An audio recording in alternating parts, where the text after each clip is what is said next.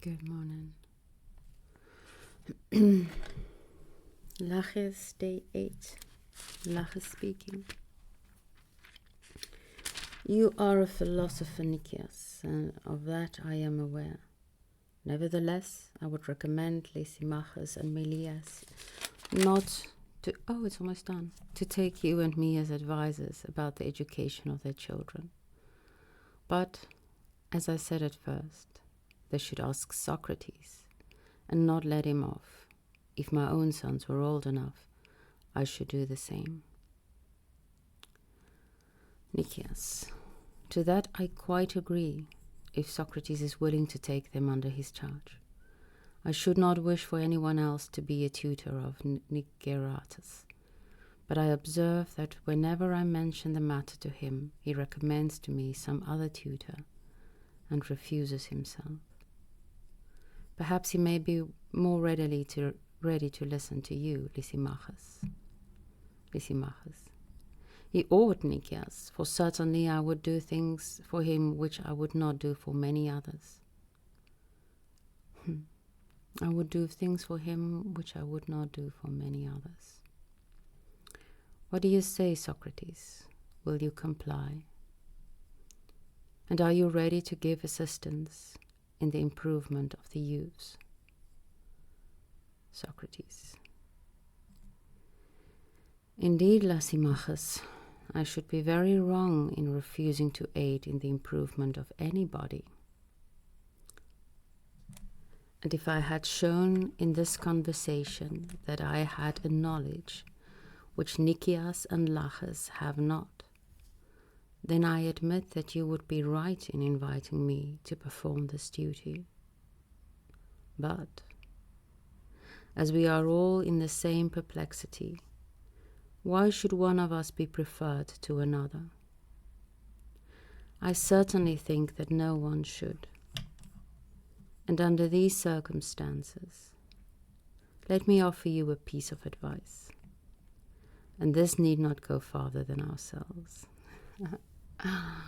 This need not go farther than ourselves. And then Plato wrote it down. Thank you, Plato. I maintain, my friends, that every one of us should seek out the best teacher whom he can find. First for ourselves, who are greatly in need of one, and then for the youths, regardless of expense or anything. But I cannot advise that we remain as we are.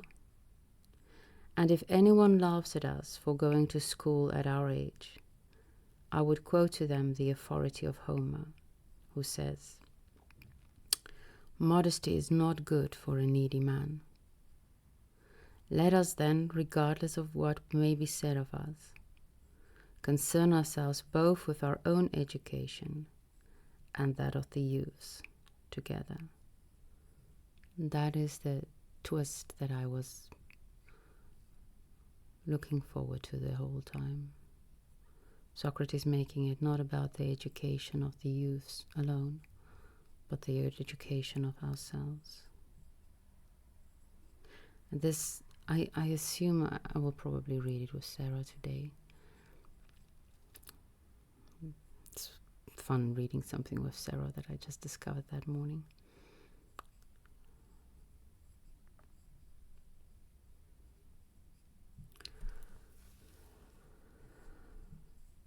I lost my train of thought. Oh, yes. Some anxieties sprang up about other things that's going on. And I'm not sure. But for this, I read it before. So now I know when I read it. It was quite some time ago. I read it shortly after I bought my ticket to Thunder Bay.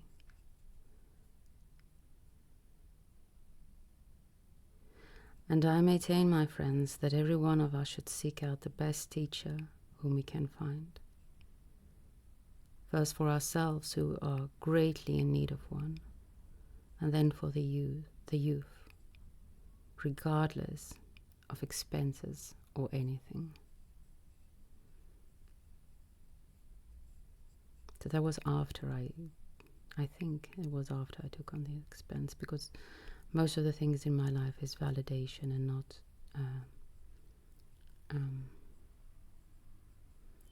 signpost pulling me forward. But as I walk, I see things that's like, okay, I'm on the right path.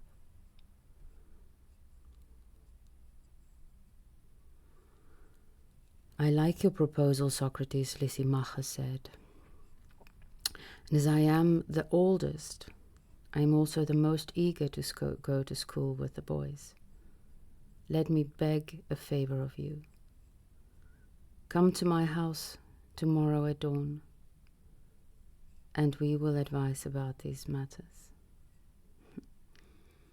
Come to my house tomorrow at dawn, and we will advise about these matters. For the present, let us make an end of the conversation. I will come to you tomorrow, Lysimachus, as you propose, God willing.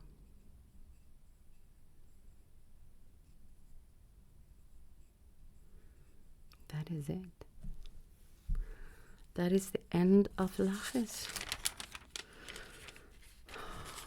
This should probably be a good time to talk about the things that popped in my mind the other times when I didn't talk about them. But there's hesitation.